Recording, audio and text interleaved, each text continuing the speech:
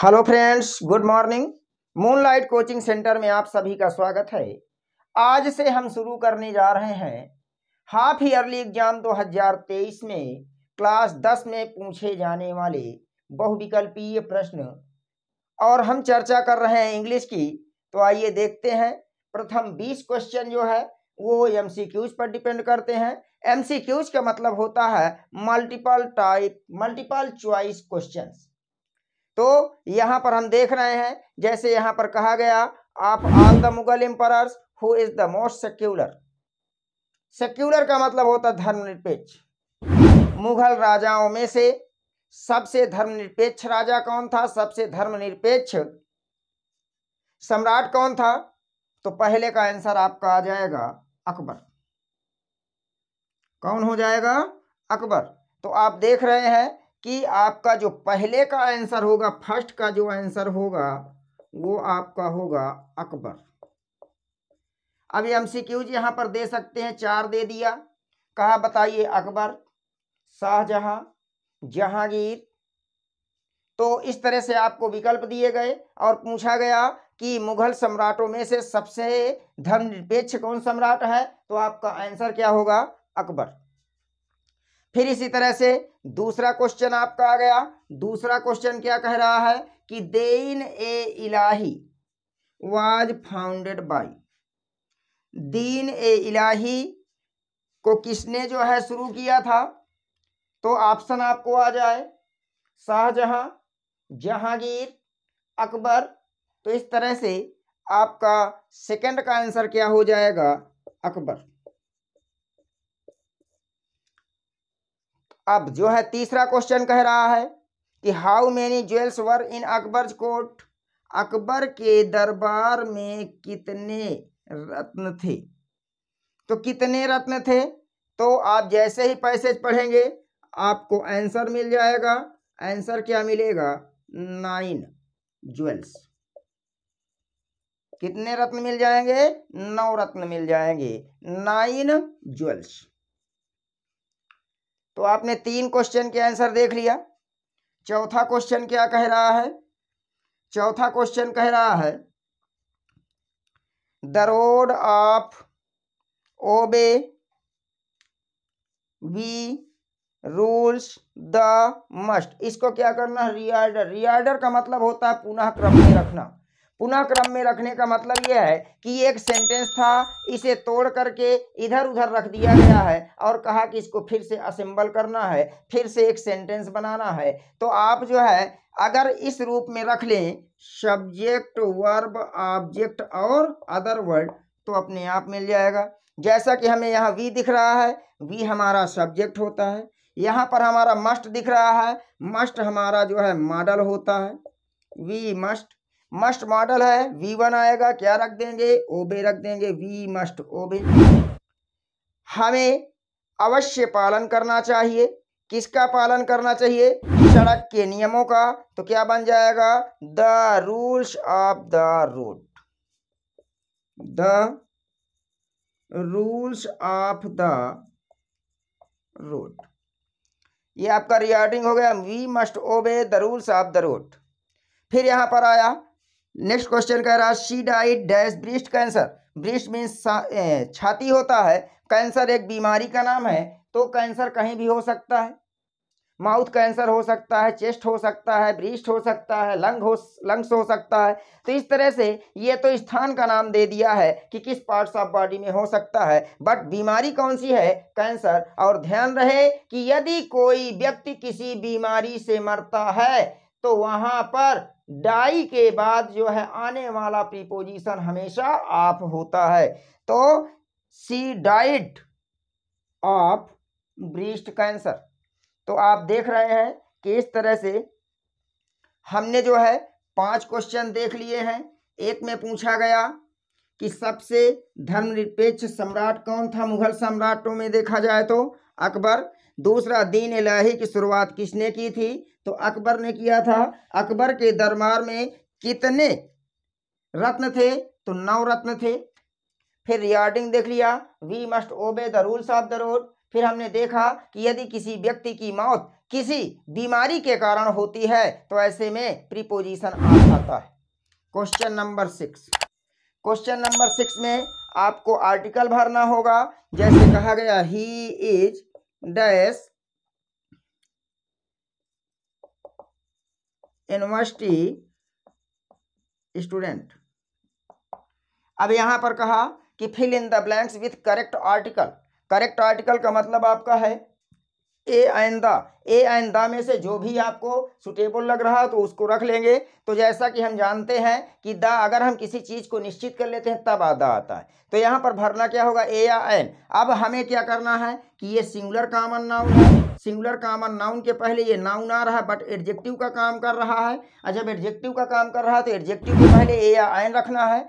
ऐसी स्थिति में इसका प्रोनाउंसिएशन निकालेंगे। प्रोनाउंसिएशन निकालेंगे तो क्या निकलेगा, यूनिवर्सिटी। यूनिवर्सिटी निकालने के बाद हमने देखा कि शुरू का हमने लेटर लिया, उससे मात्रा को थोड़े समय के लिए रिमूव किया, हमें क्या मिल गया, या क्या है हमारा कॉन्सोनेंट, अतः यहां पर हम क्या भर देंगे, A. He is a university student. फिर कहा question number 7, fill in the blanks with correct verb. Correct verb भरना है यहां पर। तो जैसे कहा गया it dash not rain study. कहा fill in the blanks with correct verb. अब आपको यहाँ वर्ब भरना है। तो मैं आपको बता दूं, यदि कहीं पर किसी सेंटेंस में आपको क्या दिखाई दे जाता हो, स्टडी, तो स्टडी से आप ये मान के चलिएगा कि वह सेंटेंस बिलोंग करता है सिंपल पास्ट को। और जब किसको बिलोंग करता है, सिंपल पास्ट को बिलोंग करता है, तो आप जानते हो कि सिंपल पास्ट में निगेटिव सेंटेंस के सेंस के लिए हम किसका प्रयोग करते हैं, डिड का। तो बन जाएगा it did not rain yesterday. इस तरह से हम और भी देख रहे हैं। जैसे कहा गया कि आप जो है क्वेश्चन नंबर 8 में कहा नाउन फॉर्म या एब्स्ट्रैक्ट नाउन ऑफ गुड। कहा कि गुड का जो है एब्स्ट्रैक्ट नाउन बना दीजिए। तो गुड का एब्स्ट्रैक्ट नाउन क्या होता है, गुडनेस होता है। गुड का एब्स्ट्रैक्ट नाउन क्या होता है, गुडनेस होता है। इस तरह से आप देख रहे हैं कि ये हमारे जो है 8 क्वेश्चंस हो गए हैं। आपने देखा कि यदि किसी सेंटेंस में यस्टरडे आ रहा है तो वो सिंपल पास्ट में जाएगा, सकारात्मक भाव देगा तो V2 का प्रयोग करेंगे, नकारात्मक भाव देगा तो डिड नॉट प्लस V1 का प्रयोग करेंगे। फिर कहा जाए how much money. Next question है how much money did Lencho ask. How much money did Lencho ask. आपको विकल्प दिए जा सकते हैं 70 पेसोज, 80, 90, 100। तो इस तरह से आपको जब दिए जाएंगे तो यहाँ पर यह कह रहा कि लेंचो ने कितने पैसे मांगे थे, तो आपका जो आंसर होगा वो मांगा कितना था, 100, 100 पैसे मांगे। Question number 10, what did Lencho right. What did Lencho right, Lencho ने क्या लिखा था। तो देखा जाए तो जब उसकी फसल पूरी तरह से नष्ट हो गई थी तो उसने भगवान के नाम का एक पत्र लिखा था। अर्थात इसका जो आंसर बन गया है वो आंसर क्या बनेगा, a letter to God.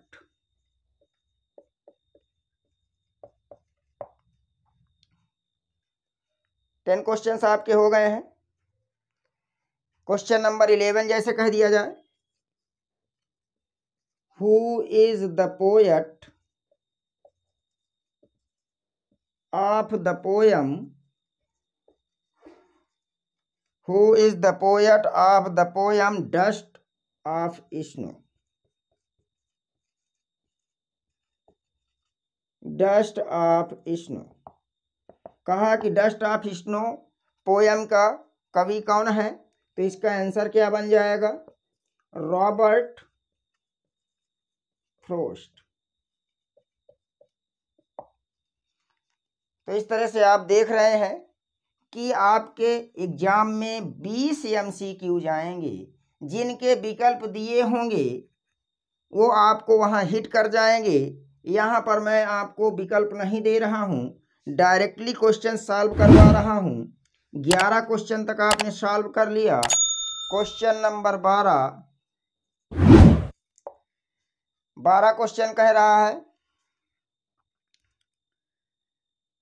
Fire compares with, कहा कि आग की तुलना किससे की गई है। तो देखा जाए तो फायर की तुलना किससे की गई है भाई? डिजायर से की गई है, इच्छा से की गई है। क्वेश्चन नंबर 12 हो गया। क्वेश्चन नंबर 13 क्या कहता है? 13 कहता है for how many days, for how many days tricky, for how many days Tricky was not given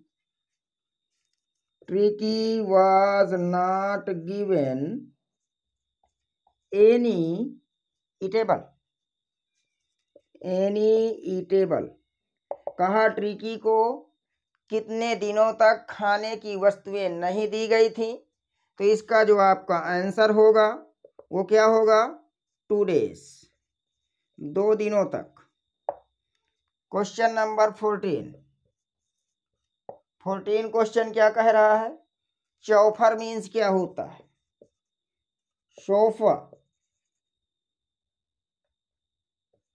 chauffeur means क्या होता है? तो देखते हैं शोफर मीन्स क्या होता है। तो शोफर मीन्स होता है ड्राइवर, चालक जिसे हम कहते हैं, ड्राइवर होता है।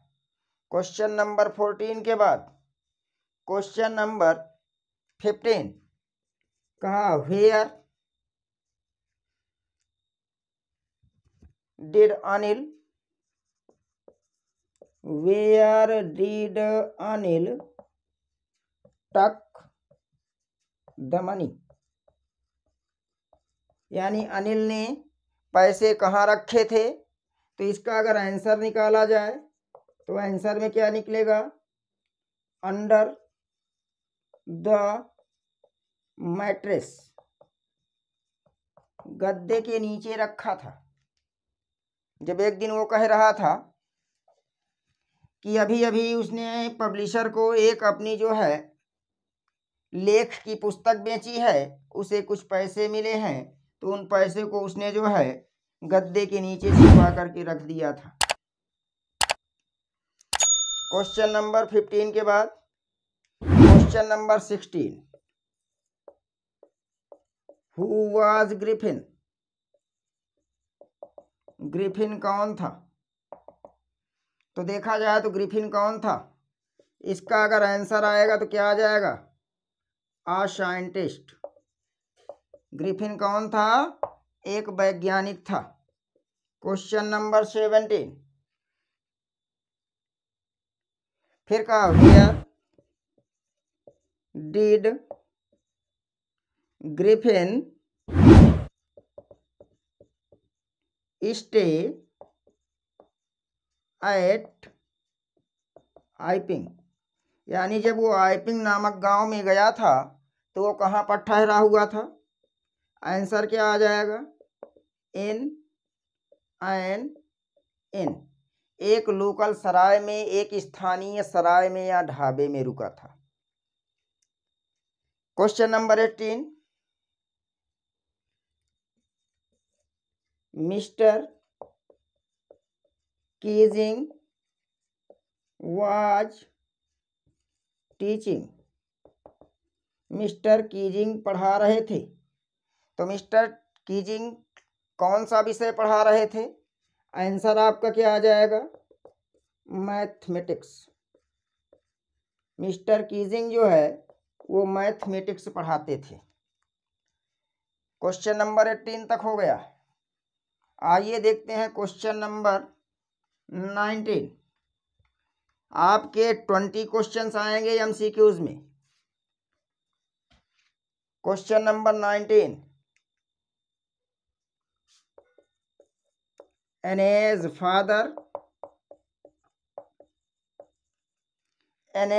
father emigrated to Holland.